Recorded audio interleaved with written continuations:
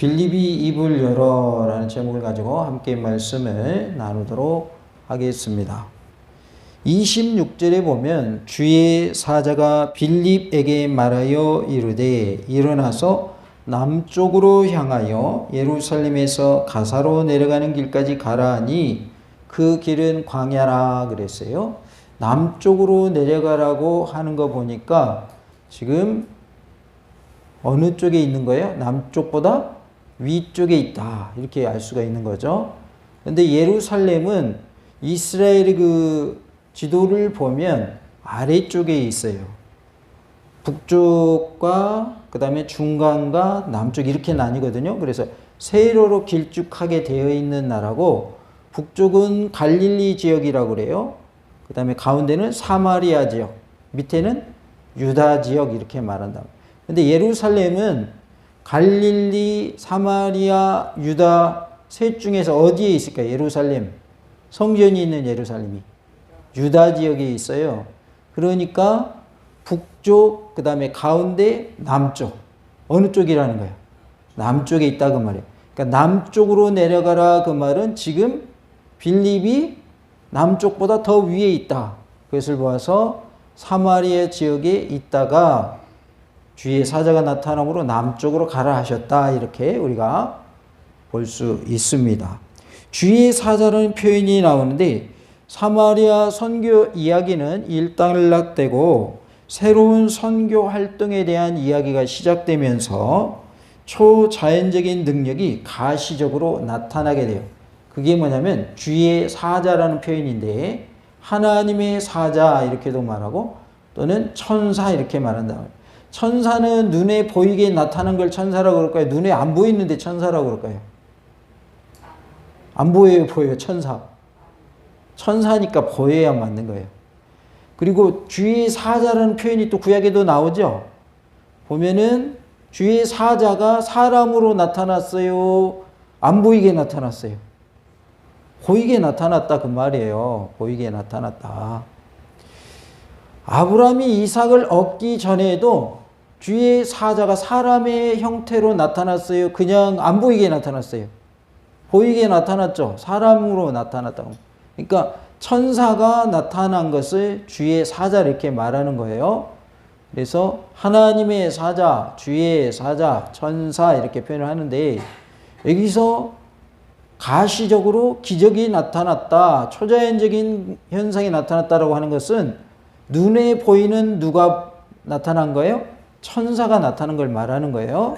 그래서 여기서 말하는 주의 사자는 천사의 모습을 말하고 있다. 그런데 어떠한 모습인지 구체적으로 우리가 알 수 있어요, 없어요? 구체적으로는 알 수가 없어요. 우리가 그림 그려놓은 뭐 두 날개 있는 천사인지 아니면 아브라함이 그 당시에 만났던 사람들처럼 사람으로 나타난 천사인지 그건 구체적인 언급이 있어요, 없어요? 없지만은 보이도록 나타난 것은 알 수가 있는 거죠. 왜냐하면 눈에 보이니까 주의 사자가 나타나 말했다 이렇게 말한단 말이죠. 그래서 여기서는 눈으로 보이는 형태로 나타난 것을 말하고 있어요. 하나님의 임재와 직접적인 개입을 강조할 때에 주의 사자라는 표현을 씁니다. 하나님의 사자가 나타나, 주의 사자가 나타나, 천사가 나타나라고 하는 표현은 뭐다? 하나님의 임재를 말할 때, 그러니까 사자가 나타났지만, 천사가 나타났지만 그것은 누구의 임재하심을 의미한다? 하나님의 임재하심을 의미한다. 그러니까 천사를 통해서 하나님의 임재하심을 보여주신 것이죠. 실제적으로 그 천사의 모습은 하나님은 아닐지라도 하나님의 임재를 의미하는 모습으로 천사가 나타나게 하셨다 그 말이죠. 그래서 이 말씀을 통해서 하나님이 직접적으로 개입하시거나 하나님이 임재하셨을 때의 표현을 주의 사자가 나타났다 이렇게 표현한 것을 알 수가 있어요. 누가가 즐겨 사용하는 그러한 표현법이거든요. 그래서 주의 사자가 나타났다라고 하는 것은 하나님이 임재하셨을 때 그리고 하나님이 직접적으로 개입하셨을 때 쓰는 표현입니다. 하나님의 직접적인 개입을 시사하는 이 표현을 통해서 누가는 이방 지역에 대한 선교 활동이 하나님의 섭리하심에 의해서 되어진 것임을 강조하고 있는 거예요. 그러니까 이방 선교는 그냥 된 것이 아니라 누가 섭리하신 거다. 하나님이 섭리하신 거다. 하나님께서 직접 개입하신 것이다. 이것을 말씀하고 있다는 거죠. 하나님이 직접 이방인 선교를 주관하셨다라는 의미를 갖고 있습니다. 남쪽으로 향하여라고 했는데 빌립이 당시 사마리아에 있었음을 알 수 있는 표현입니다. 빌립은 사마리아 선교를 앞장섰던 장본인임을 알 수가 있어요. 그래서 사마리아 선교의 시작은 누구를 통해서 시작됐다? 빌립을 통해서 시작됐다. 사도들, 12사도를 예수님이 세우시죠. 12제자를 12사도라고 그러잖아요. 그리고 또 일할 일꾼들을 또 나중에 또 뽑죠. 7명의 누구를 뽑아요? 집사님을 뽑죠. 요즘은 말하면 안수 집사님이거든요. 근데 여기 등장하는 빌립은 예수님의 제자를 말할까요? 집사님을 말할까요? 집사님을 말하고 있어요.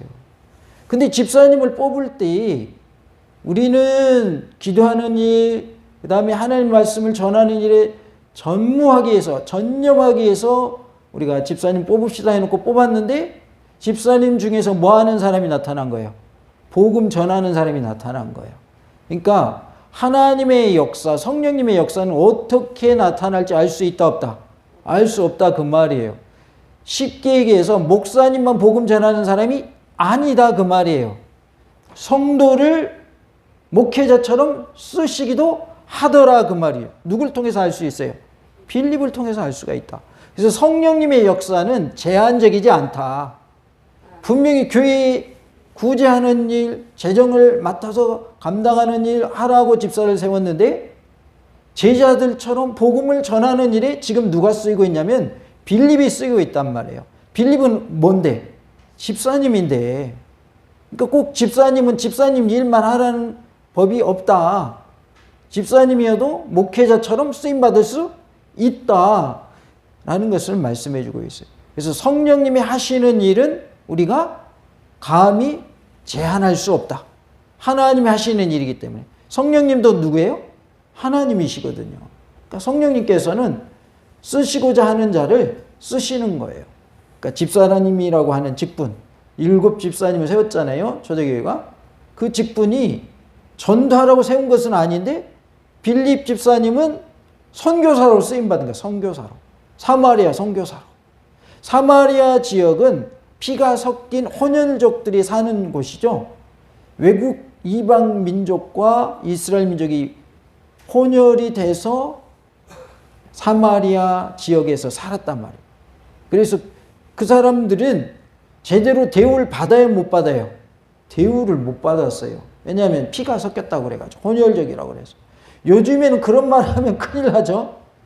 예, 요즘엔 그런 말은 큰일 납니다. 어찌됐든 이 사마리아 지역에 첫 번째로 선교사로 파송돼서 일한 사람이 빌립이었다.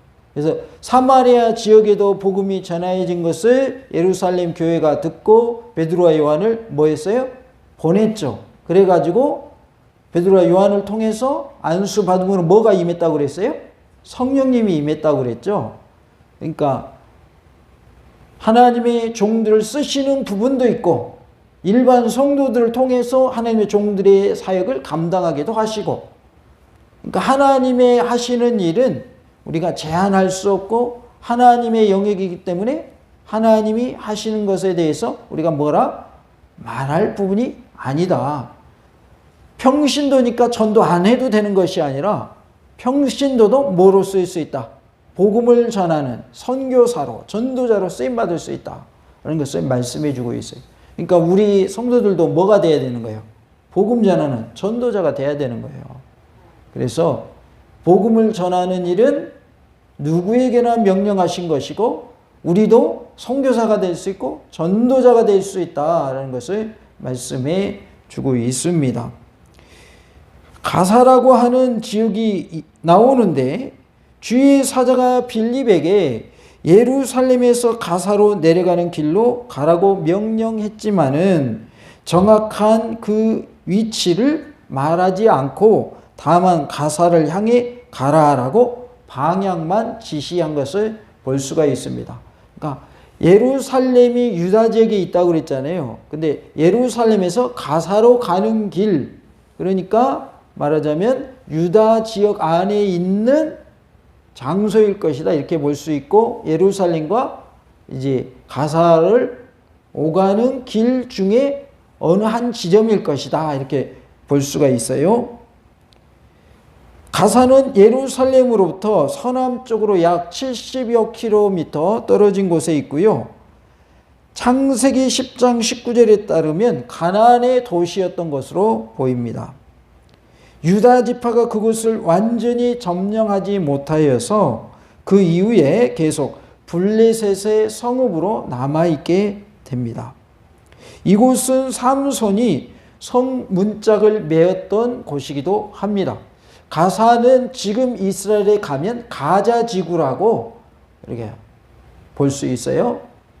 가자 지구 하면 가끔 뉴스에 나오는 지역이거든요. 분쟁이 있는 곳이에요.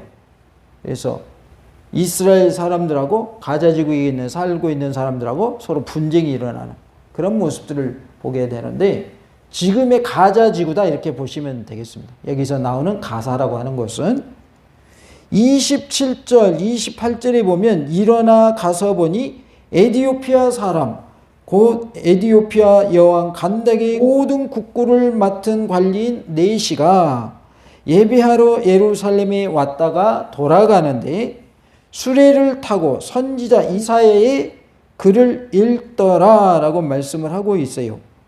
그러니까 에디오피아에 말하자면 국고를 맡은 네시가 있었어요. 우리로 표현하면 재무부 장관 정도 되는 거죠. 재무장관. 그런데 이 에디오피아라고 나라는 애굽 근처에서 애굽보다 아래쪽에 남쪽에 있는 그러한 나라였는데, 지금도 이제 그쪽 지역에 이디오피아라고 하는 나라가 있죠. 에디오피아 성경에 이렇게 나왔어요. 에디오피아 여왕이 간다게인데, 이 간다게라는 표현은 왕에 대한 호칭입니다. 그래서 바로가 왕에 대한 호칭이듯이, 그 다음에 가이사 이렇게 표현하듯이 개인 이름이 아니고 왕에 대한 호칭이에요. 그래서 에디오피아에서는 왕을 뭐라고 그래요? 뭐라고 불러요? 간다게라고 불렀고, 그 당시 여왕이었단 말이에요. 여왕. 그래서 이 에디오피아라고 나라는 여왕이 다스리는 목의 중심의 사회였기 때문에 여왕이 다스리는 나라였는데, 거기에서의 모든 국고를 맡은 자, 즉 재무부 장관에 해당되는 그러한 네시가 어디로 와서 예배드리러 가는 거예요? 지금 예루살렘으로 와서 예배드리고 이제 돌아가는 길인 것이죠. 그런데 성경 어디 글을 읽고 있었어요? 이사야서의 글을 읽고 있었습니다. 빌립이 입을 열어서 무슨 말을 했는지 살펴보므로 함께 은혜 받는 시간이 되기를 원하고, 또 성령님으로 충만한 시간 되기를 원합니다. 빌립이 입을 열어 예수님을 가르쳐 복음을 전했다 그랬어요. 35절에 빌립이 입을 열어 이 글에서 시작하여 예수를 가르쳐 복음을 전하니 라고 말씀을 합니다. 빌립이 입을 열어서 예수님이 메시아이심을 전했어요. 그러니까 복음은 뭐냐면 예수님이 메시아이십니다 라고 하는 것이 복음인 거예요. 예수님이 메시아시다. 예수님이 구원자시다. 우리의 유일한 구원자가 누구다? 예수님이시다 라고 하는 것이 복음인데, 그 내용을 보니까요, 이 글에서 시작하여 예수를 가르쳐 복음을 전했다라고 35절에 말씀을 하죠. 아마도 빌립은 이사야의 예언을 예수님의 고난과 결부시켜서 가르쳤던 것으로 보입니다. 그래서 이사야서 말씀 53장 7절 8절 말씀은 메시아의 고난을 뜻한다라고 에디오피아 내시에게 가르쳐 준 것으로 보이고요. 그리고 그 메시아가 누구시다? 예수님이시다라는 것을 가르친 것을 알 수가 있어요. 그러니까 지금 내시가 이사야서의 내용을 읽고 있지만 이 사람이 누구를 가리키는 거지 하고 궁금해하고 있단 말이에요. 몰라서. 그런데 그것이 그 내용이 뭔가 메시아의 고난을 뜻하는 것이고, 여기서 말하는 메시아는 지금 오신 분이 있는데 그분이 누구냐면 예수님이시다. 그 예수님이 바로 메시아시다라고 에디오피아 내시에게 가르친 것을 볼 수가 있습니다. 이사야 53장 7절 8절에 그가 곤욕을 당하여 괴로울 때에도 그의 입을 열지 아니하였으며 마치 도수장으로 끌려가는 어린 양과 털 깎는 자 앞에서 잠잠한 양 같이 그의 입을 열지 아니하였도다. 그는 곤욕과 신문을 당하고 끌려갔으나 그 세대 중에 누가 생각하기를 그가 살아있는 자들의 땅에서 끊어짐은 마땅히 형벌받을 내 백성의 허물 때문이라 하였으리요 라고 말씀을 하고 있어요. 그래서 이 내용에 대해서 설명을 해준 거죠. 빌립이 내시에게 설명을 해줬어요. 그리고 예수님의 가르치심과 순환 및 부활에 이르기까지 자세하게 에디오피아 내시에게 가르쳤을 것으로 보여집니다. 우리 모두가 예수님이 메시아이심을 전하는 전도자의 삶을 살 수 있기를 원합니다. 예수님은 메시아이십니다. 예수님은 구원자이십니다. 예수님은 그리스도이십니다. 우리 모두가 이 복음을 전해야 할 줄로 믿습니다. 우리가 구원받는 방법은 누굴 믿어야 구원을 받아요? 예수님 믿어야 구원받습니다. 이것이 복음이다 그 말이에요. 그래서 우리는 예수님이 메시아이시고 구원자이신데 그 예수님을 믿어야만 우리가 구원함을 받습니다. 예수님 믿고 우리 함께 천국 갑시다 라고 우리가 전하는 전도자의 모습이 되어야 할 줄로 믿습니다. 다 같이 해볼까요? 예수님은 메시아이십니다. 예수님이 메시아시다 그 말은 예수님이 구원자십니다. 예수님이 그리스도이십니다 라는 의미로 말씀하고 있는 거예요. 그리스도란 말은 기름 부음 받은 자라는 뜻으로서 선지자, 제사장, 왕들을 세울 때 기름 부어 세웠죠. 예수님은 선지자로 제사장으로 왕으로 이 땅에 오심으로 우리의 구원자가 되어 주셨습니다. 예수님을 믿는 자는 구원함을 얻습니다 라고 우리가 전하는 입술이 되기를 원합니다. 빌립이 뭘 열었다고 그랬어요? 입을 열었다. 우리도 뭘 열어야 돼요? 입을 열어야 돼요. 입을 열어서 예수님이 구원자이심을, 메시아이심을 전하는 전도자의 삶이 되어야 할 줄로 믿습니다. 빌립이 입을 열어서 복음을 전하게 되는데요. 29절에 보면 성령이 빌립더러 이르시되 그랬어요. 빌립에게 지시하는 자가 주의 사자라고 26절에 나오는데 이제 29절에는 성령님으로 바뀌어서 언급되고 있는 것을 보게 됩니다. 그래서 성령이 빌립더러 이르시되라고 주의 사자에서 이제 뭐로 바뀌었어요? 성령님으로 바뀌었습니다. 이에 대해서 두 가지로 생각해 볼 수가 있는데 26절은 빌립에게 가시적으로 천사가 나타났으나 29절은 음성이나 영감을 통해서 명령이 주어졌기에 누가가 성령이라는 표현을 사용했을 것이다 이렇게 보여집니다. 또 하나는 구약 성경에서는 하나님의 현현을 주의 사자가 나타난 것으로 표현했어요. 이것은 사람이 하나님을 대면하면 죽는다라고 하는 유대인들의 사상에 의한 것입니다. 하나님을 직접 눈으로 보면 죽기 때문에 주의 사자가 나타나서 주의 사자를 통해서 하나님의 현현을 나타내므로 직접적으로 하나님을 본 것이 아니기 때문에 주의 사자를 볼 때는 죽어요, 안 죽어요?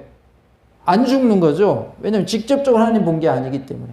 사자가 나타났기 때문에. 천사가 나타났기 때문에. 하나님의 사자가 나타나서 그들에게 보여주실 때는 직접적인 하나님의 모습이 아니기 때문에 그들은 죽지 않는 것이죠. 그래서 그들의 사상에는 하나님을 보면 뭐한다? 죽는다라는 사상이 있었단 말이에요. 하나님과 직접 대면하면 죽는다. 그래서 주의 사자가 나타났다라고 하는 것은 하나님의 임재를 의미하고 하나님이 직접 개입하시는 것을 의미하는데 사자를 만났을 때는 죽지 않는 것으로 그들은 이해를 한 것이죠. 그렇다면 빌립에게 내려가라 지시한 주의 사자나 29절의 성령은 동일한 분이다 이렇게 이해될 수가 있습니다. 그래서 눈에 보이는 천사의 모습으로 나타나신 분이나 눈에 보이지 않는 성령님으로 임재하신 모습이나 똑같은 하나님이다 이렇게 볼 수 있다라는 것이죠. 빌립이 성령님의 지시를 받았습니다. 우리도 누구의 지시를 받아야 될까요? 성령님의 지시를 받아야 하겠습니다. 그리고 성령님의 인도하심을 받아서 성령님께서 지시하시고 인도하시는 대로 행하는 그런 모습이 되기를 원합니다. 성령님의 능력 받아서 성령님으로 충만해서 예수님이 메시아이심을 증거하는 전도자의 모습이 다 되시기 바랍니다. 그리하여 다 전도왕이 되시기 바랍니다. 다 같이 봅시다. 전도왕 되겠습니다. 전도왕 다 되시기 바랍니다. 성령님이 내게 지시하시고 성령님이 나를 인도하심 따라 행함으로 많은 영혼들을 주님의 품으로 돌이키게 하는 일에 크게 쓰임받는 하나님의 선한 도구가 다 되시기를 간절히 원합니다. 성령님의 지시와 인도함을 받아서 전도하는 일에 우리가 크게 쓰임받아야 할 줄로 믿습니다. 내 뜻대로가 아니라 하나님의 뜻대로 성령님의 뜻대로 행하는 삶이 다 되시기 바랍니다. 빌립이 성령님의 지시를 받은 것처럼 우리도 누구 지시 받아야 되겠어요? 성령님의 지시를 받아야 할 줄로 믿습니다. 29절에 보면 이 수레로 가까이 나아가라 하시거늘 주의 성령께서 빌립에게 수레로 나아가라라고 말씀하고 있는 거예요. 빌립에 대한 하나님의 지시가 매우 구체적이고 세밀하게 언급되고 있는 것을 보게 되는데요. 하나님의 깊은 관심과 애정을 보여주고 있고요. 이 같은 묘사는 이방인 선교에 대한 당위성 및 필연성을 강조하는 의미가 있습니다. 그래서 하나님께서 이방인 선교를 직접 원하고 계시고 그것을 행하기를 원하신다. 이방인 선교를 그래서 성령님을 통해서 지시하셨다라는 것을 나타내기 위해서 성령이 빌립더로 이르시되 이 수레로 가까이 나아가라 하시거늘 이렇게 표현했다 그 말이죠. 성령님께서 이방인 선교를 하도록 지시하셨다.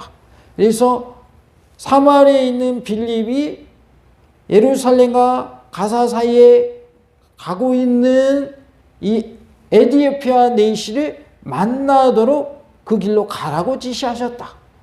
그러니까 성령님께서 행하시는 그러한 선교 사역의 역사를 보게 되는 것이죠. 하나님의 일은 누구를 통해서 한다고 그랬습니까? 사람을 통해서 합니다. 그래서 빌립 집사님을 사용하시는 모습을 볼 수가 있어요. 30절에 빌립이 달려가서 선지자 이사야의 글 읽는 것을 듣고 말하되 읽는 것을 깨닫느냐 그랬어요. 에디오피아 내시가 이사야서의 글을 읽고 있는 것을 빌립이 듣고 말하는 것이죠. 빌립은 내시의 읽는 소리를 통해서 성경의 내용이 자신이 전하려 하는 복음의 내용과 어떻게 일치하는지 미리 알았을 것으로 보여집니다. 일반적으로 유대인들은 큰 소리를 내어서 성경을 읽어요.